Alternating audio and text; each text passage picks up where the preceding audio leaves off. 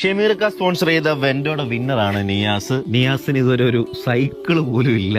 എനിക്ക് വലിയ സന്തോഷമുണ്ട്. എനിക്ക് ഈ വണ്ടി ഇത്രയും വലിയ സമ്മാനം എനിക്ക് കൈവച്ചേക്കാം ഇപ്പം അർഹതയില്ല.